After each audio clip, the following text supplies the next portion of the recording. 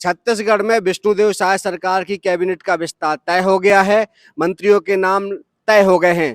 3 मंत्रियों को कल राज्यपाल शपथ दिलाएंगे। इससे पहले पीसीसी चीफ दीपक बैज ने क्या कुछ कहा, उसको जान लीजिए। हम लोगों ने भी 3 दिन से ही सुन रहे कि राजभवन से कोई सूचना आई है क्या। मैंने कहा कि कुछ वरिष्ठ भाजपा के कुछ वरिष्ठ विधायकों ने इस्तीफे देने की धमकी तक दे डाली है।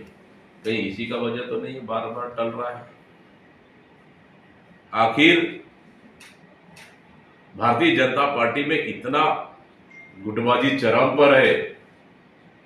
एक तो 2 साल पूरे होने जा रहे और लगातार 3-4 दिन से बिल्कुल रस्साकसी चल रही है। अब दिल्ली दौड़ भी शुरू हो गई है, मैराथन दौड़ शुरू हो गया है।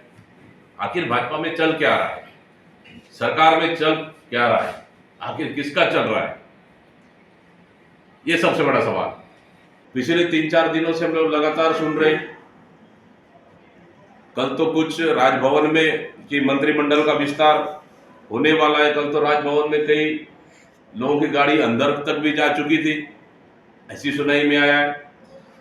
3 दिनों से इतना हल्ला मचा हुआ है कि मंत्रिमंडल का विस्तार होने वाला है, लेकिन अभी तक हुआ नहीं है, इसलिए कि भाजपा में गुटबाजी चरम पर है।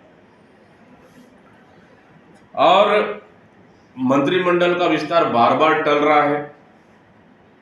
आखिर मंत्रियों का जैसे ही शपथ ग्रहण होगा, सरकार की उस दिन उल्टी गिनती शुरू। इसलिए क्योंकि हमने सुना है कि भाजपा के 3 वरिष्ठ नेताओं ने, विधायकों ने इस्तीफा देने तक की धमकी दे डाली है।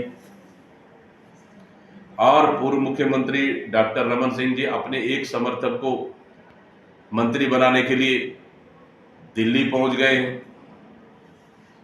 कहीं इसी डर से मंत्रिमंडल बार बार तो नहीं टल रहा है। मतलब मंत्रिमंडल गठन में भाजपा और सरकार पूरी तरह से मजाक बना दी।